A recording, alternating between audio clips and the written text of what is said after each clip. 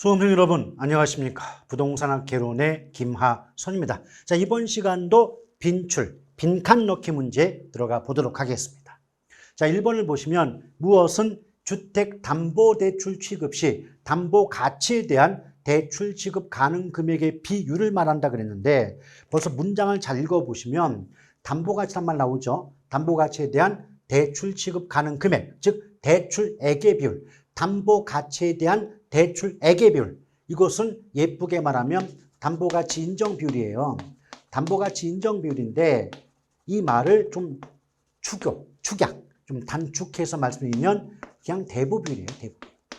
또는 저당 비율이라고 해도 상관이 없겠습니다. 자, 두 번째, 무엇은 차주? 차주는 돈을 빌리는 차입자를 의미한다라고 보시면 되겠죠. 그럼 차입자의 소득을 중심으로 대출 규모를 결정한다. 대출액을 결정한다. 이것은 DTI, 총부채 상환 비율을 의미합니다. 총부채 상환 비율 DTI. 앞에 보셨던 담보가치 인정 비율은 론트밸류가 되니까 LTV라고 약자를 적어도 상관이 없을 것 같고요. 2번 원리금 균등은 매기 이자 상환액이 감소하는 만큼 원금 상환액이 증가하는 거죠. 벌써 제목을 보시면 아시겠지만 원리금 균등 잘 보세요. 원리금 균등이니까 원금의 이자를 합해서, 자, 원금의 이자를 합해서 갚는 금액이 균등, 동일하다는 거죠. 일정하다는 거죠. 그렇죠? 그러면 첫 달에 원금이자 합해서 빚 갚는 금액이 예컨대 100만 원이라면 두 번째 달에도 100만 원일 거고 마지막 달까지도 똑같은 금액 100만 원을 갚는다라고 말할 수 있지 않겠습니까? 그래서 원리금 균등 상환 방식은 매 기의 상환액이 일정 같기 때문에 계산이 간편하고 이해가 용이하다, 이렇게 말 나올 수 있겠죠. 그런데 조심할 건 뭐냐면 100만 원 속에서 원금이자 합해서 빚 갚는 100만 원 속에서 이자 지불액과, 즉 이자액이죠, 원금 상환액의 비중은 시간의 경과에 따라서 달라지게 된다는 거죠.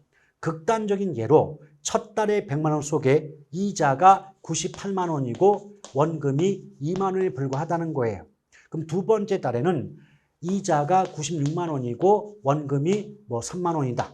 이런 식으로 매기의 상환액의 비중이 달라진다는 거죠. 그런데 여기 잘 보시면 아시겠지만 이자가 98에서 96으로 바뀌면 2만 원이 줄어들죠. 그럼 2만 원 이자가 줄어든 만큼 원금을 갚는 금액이 이게 4만 원 돼야 되겠네요. 자, 2만 원이 더 올라가지 않겠습니까? 맞죠? 그러면 이자가 줄어드는 만큼 원금 갚는 금액이 늘어나야만 전체적인 상환액은 일정하게 되지 않겠냐, 이 말입니다. 맞죠? 그래서 실제 기출 문제에서도 원금, 그러니까 이자 지불액이 감소하는 만큼 원금 상환액이 증가한다라고 출제가 됐다는 거죠. 또 원금 균등 상환 방식은 원리금 균등 상환 방식보다 대출기한 만료시, 만기에 누적 원리금, 그동안 계속 갚았던 원금과 이자의 합산 금액이 더 작죠. 그래서 우리가 저당 상환 방식 배우실 때 돈을 갚는 차입자 입장에서 상환액, 빚을 갚는 상환액은요, 원금 균등이 가장 많고 그 다음에 원리금 균등, 그리고 최정식 상환의 순서라고 배웠던 기억나시죠? 정확히 말하면 초기 상환액이에요. 그러니까 초기에 빚 갚는 금액이 가장 많은 방식이 원금이고 초기에 빚 갚는 금액이 가장 적은 방식이 최정식이죠. 그 결과 차입자 입장에서 초기에 상환 부담, 초기에 빚을 갚는 부담 역시도 원금 균등이 가장 크고 최정식이 가장 작다고 기억할 필요가 있겠죠. 근데 입장을 바꿔서 돈을 빌려주는 대출자 입장에서 보면 은행이죠. 은행 입장에서 봤을 때 그 누적 원리금 상환액은요, 가장 빠르게 빚을 갚는 원금 균등이 가장 적게 되고요. 가장 느리게 빚을 갚는 최전식이 가장 많은 금액이 쌓인다라고 보시면 돼요. 그 결과 대출자 입장에서 기간 만료 시 총이자 수입도 가장 빠르게 빚을 갚는 원금 균등이 가장 적고 가장 느리게 빚을 갚는 최전식이 총이자 수입이 가장 크다, 많다. 이것도 아울러 기억할 필요가 있겠네요. 자, 그 다음에 3번 볼게요. 원리금 균등 분할 상환 방식은 원금 균등 분할 상환 방식에 비해 대출 초기에 소득이 낮은 차입자에게 유리하죠. 왜 원리금이 원금보다 초기에 소득이 낮은 차입자에 유리합니까? 대출 초기에 원금이자 앞에서 빚 갚는 부담은 원금 균등이 원리금 균등보다 크다 그랬죠. 그럼 입장을 바꾸면 원리금 균등 입장에서는 원금 균등보다 초기에 빚 갚는 부담이 작다 보니까 소득이 낮은 차입자에게 유리하다라고 말할 수 있는 거고, 자, 원리금 균등은 원금 균등에 비해 초기 원리금에서 이자가 차지하는 비중이 크겠죠. 자, 분명히 앞에서 말했죠. 원리금 균등은 초기에는 이자 지불액의 비중이 높고 후기로 갈수록 원금 상환액의 비중이 커진다는 것 알고 계시지 않습니까? 맞죠? 자, 4번 변동금리가 나왔습니다. 조정 주기가 모할수록 변동의 위험이 대출자에서 차입자에게 넘어간다.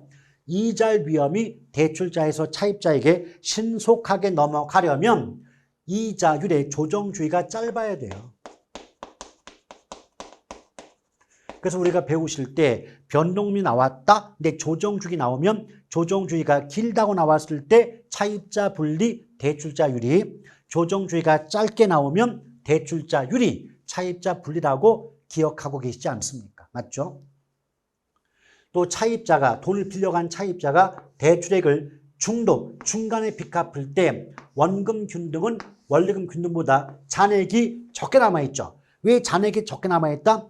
빠른 속도로 빚을 갚을수록 갚지 못하고 남은 잔액이 적을 수밖에 없지 않겠습니까? 그래서 원금 균등은 원리금 균등보다 빠르게 빚을 갚기 때문에 잔액이 적을 수밖에 없어요.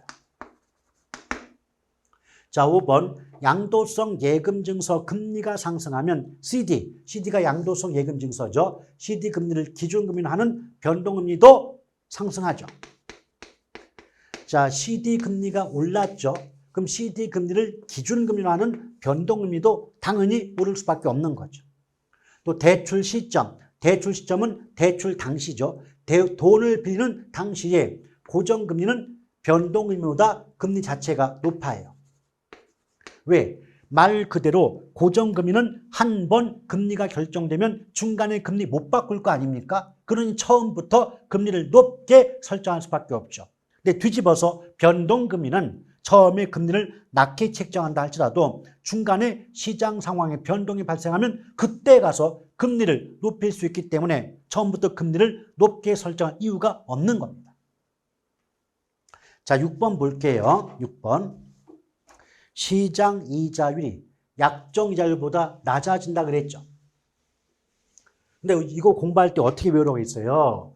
시장 이자율 이 말 나오면 지금의 금리, 현재 금리라고 쓰자. 또 약정 금리 나오면 대출 금리. 그러면 지금의 금리가 대출 당시의 금리보다 낮아졌다. 한마디로 말하면 금리 하락기예요. 그럼 우리 어떻게 배웠어요? 금리 하락기 나오면 조기 상환, 금리 상승 나오면 그 대출 기관의 수익성 악화, 이렇게 구분해서 배웠던 기억 나시지 않습니까? 맞죠? 따라서 얘는 해석해보면 금리 하락기이기 때문에 기존 대출금을 조기 상환하는 것이 유리하겠죠. 또 자금 조달 방법 중 신디케이트는 부동산 금융을 구분할 때 지분 금융에 해당되죠. 우리 기억납니까? 부동산 금융은 지분 금융, 부채 금융, 매자닌 금융.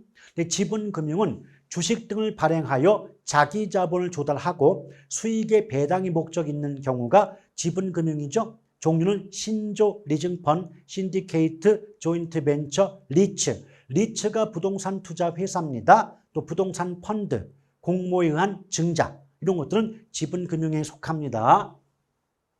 자, 자기관리 부동산 투자 회사의 설립 자본금은 5억 이상인 거 아실 거고 감정평가사 또는 공인중개사로서 해당 분야에 5년 이상 종사한 분들은 자기관리 부동산 투자 회사의 자산운용 전문 인력이 될 수가 있어요. 그래서 5공감 석삼 기억하십시다.